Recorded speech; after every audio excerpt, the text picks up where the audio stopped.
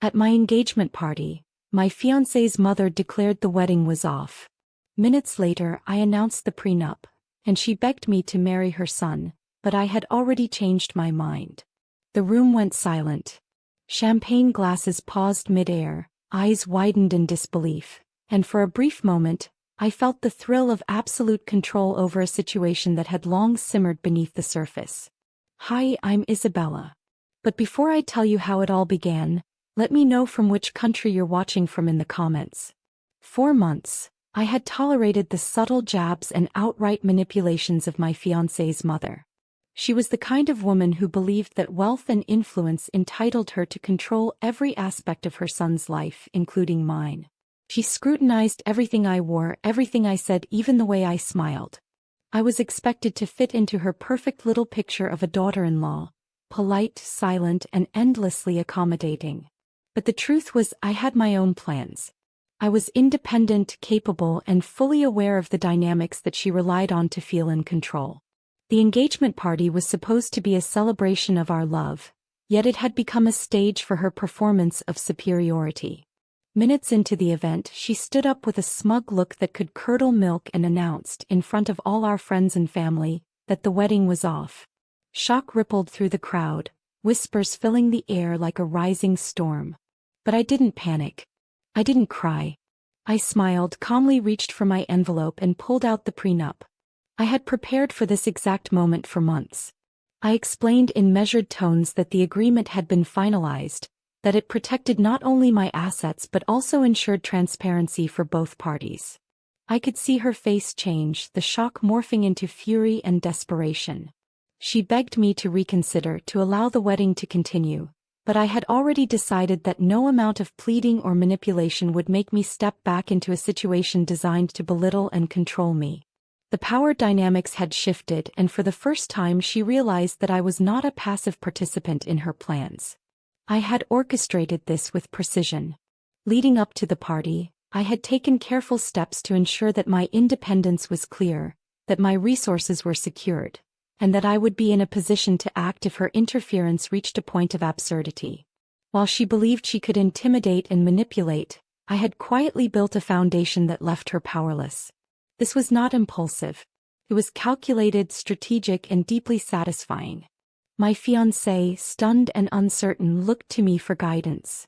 In that moment, I realized that his hesitation had also played a role in her audacity. He had always deferred to his mother, fearful of her wrath, and it had emboldened her. But now, with the prenup laid bare and my decision unwavering, the atmosphere shifted. The room was tense, the air charged with the unspoken realization that I had taken control of a situation where many believed they held all the cards. I remember feeling a surge of empowerment. It wasn't just about protecting my assets. It was about asserting my boundaries and demonstrating that no one could dictate the course of my life. Her face, a mix of disbelief and panic, was the perfect reflection of the reversal of power I had achieved. The whispers grew louder, guests exchanging glances as the weight of the moment sank in. I had not only preserved my dignity, but I had also exposed the manipulative tactics that had long gone unnoticed. The days and weeks leading up to that engagement party had been a delicate dance of observation, planning, and quiet fortitude. I had learned to navigate the subtle games my fiancé's mother played, from the backhanded compliments to the seemingly casual interrogations about my family, my career, and even my hobbies. Every word she uttered, every glance she threw, I catalogued mentally, storing them for the moment when I would finally reclaim control. It wasn't about revenge for the sake of anger. It was about justice, about ensuring that no one could undermine my autonomy ever again. I remember the countless nights I spent researching and consulting with legal advisors to draft a prenup that not only safeguarded my assets but also anticipated scenarios like the one I faced that evening. While she believed that wealth and influence granted her absolute authority, I knew that true power lay in preparation, strategy, and the ability to act decisively when the moment demanded it. The prenup was my shield and my sword, an instrument of empowerment disguised as a formality. Leading up to the engagement, I had also observed the dynamics between my fiancé and his mother. He was loving, yes, but far too easily swayed by her temper and manipulations. He had grown accustomed to her controlling presence, accepting her opinions as if they were indisputable law. I knew that for him to see the truth, he needed a moment that could not be ignored, a moment where her influence would falter under the weight of undeniable reality. That moment came during the engagement party, and the prenup was the perfect vehicle. The emotional tension had been building for months, an almost imperceptible undercurrent that only I truly understood. Every compliment laced with criticism, every gathering where I was subtly humiliated, every whisper meant to make me question my worth. I had endured them all silently, biding my time. I didn't lash out. I didn't retaliate impulsively. Instead, I strategized, waiting for a scenario where my actions would have maximum impact. That night, surrounded by family and friends, the opportunity presented itself in the most dramatic form possible. When she declared the wedding off, I felt no panic, no hesitation. I simply reached into my clutch, pulled out the carefully prepared prenup, and laid it on the table with deliberate clarity. Every eye in the room was on me, and I could feel the collective breath of anticipation. As I explained the terms calmly and confidently, I could see the panic set in. She realized, perhaps for the first time, that her tactics had no effect, that her power over me was an illusion built on my compliance, and that illusion had just been shattered.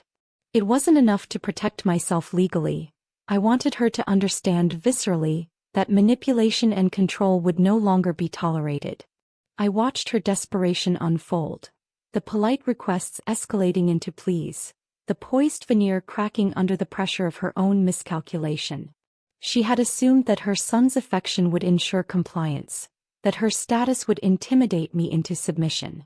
But I had turned the tables, transforming what could have been humiliation into a lesson in accountability.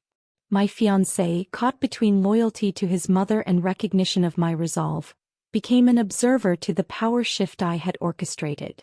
He had underestimated my patience and my ability to act decisively.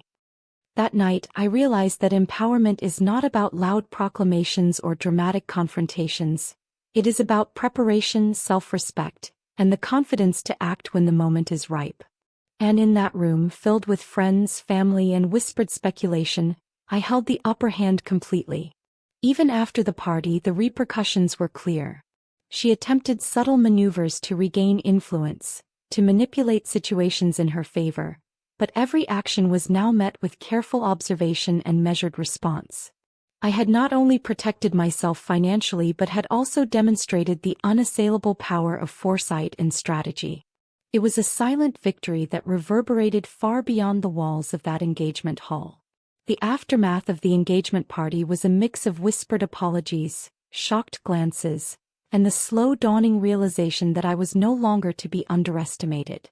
My fiancé's mother, once untouchable in her aura of control, was now scrambling to maintain the illusion of authority, but her panic was evident to everyone who mattered.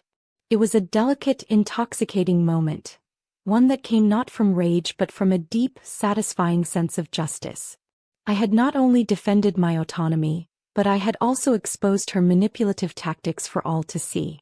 In the days that followed, she attempted to salvage her reputation with family and friends, but the story of my calm, calculated response had already spread.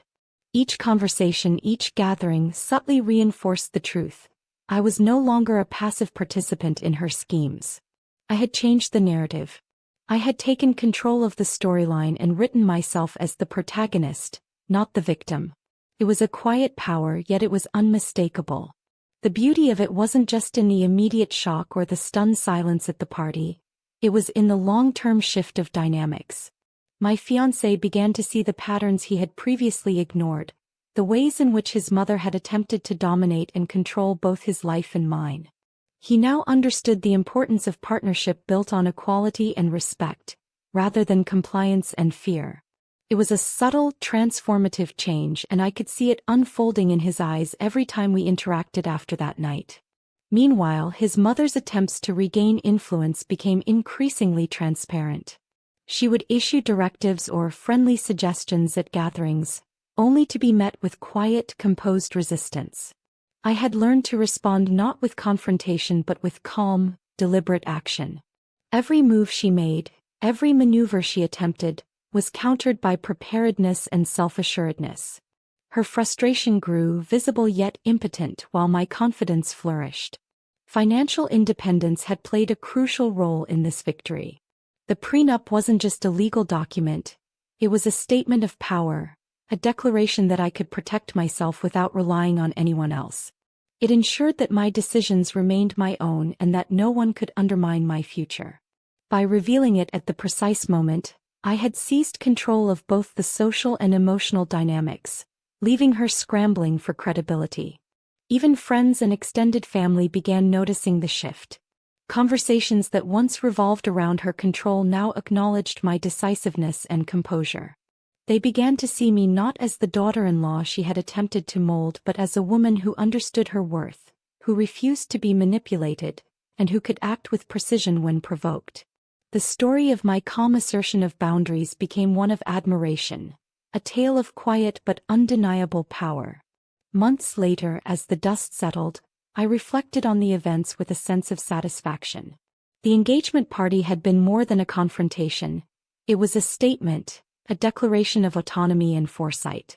I had taken a situation steeped in potential humiliation and turned it into a demonstration of control and self-respect. It wasn't about revenge for revenge's sake.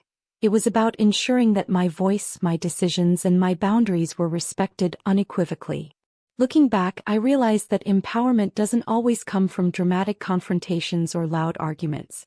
Often, it is the quiet preparation, the strategic patience, and the timing of action that creates the most profound impact.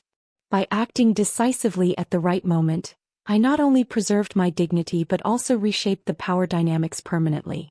That night at the engagement party was not just a personal victory. It was a lesson for everyone present about the consequences of manipulation and the strength that comes from knowing one's worth. If you enjoyed this story, don't forget to like, comment, share, and subscribe to Sweet Revenge Unfolded for more. New episodes drop every single day.